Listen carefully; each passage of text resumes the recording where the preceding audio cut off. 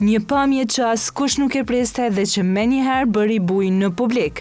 Dy legjendat e muzikës popullore shqiptare, Shyrete Beluli dhe Shkurte Fejza, janë parë sot në të njëjtin vend pas shumë vitesh largësie.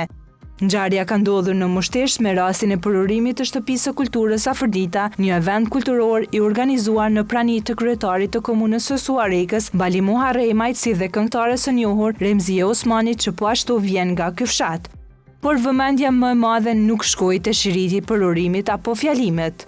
Shikimet u kthyen ka Shyretja dhe Shkurta, të dyja shumë pranë njëra tjetrës, por pa asnjë përshëndetje, pa buzëqeshje, pa kontakt.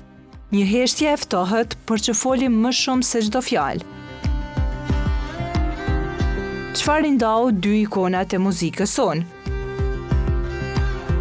Për më shumë se një dekadë është aluduar për përplasje e rivalitet mes tyre, sidomos në organizime koncertesh dhe çështje brenda industrisë muzikore.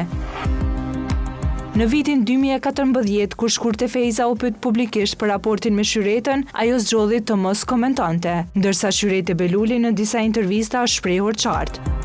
Ka pasur kolege me të cilat nuk kemi pasur marrëdhënie të ngushta, por kjo nuk do të thotë se ka ndonjë armiqësi, thjesht rrugët ndahen. Brenda industrisë është përfolur për një ftohje të thelluar, por asnjëherë nuk ka pasur konfirmim zyrtar nga asnjëra palë.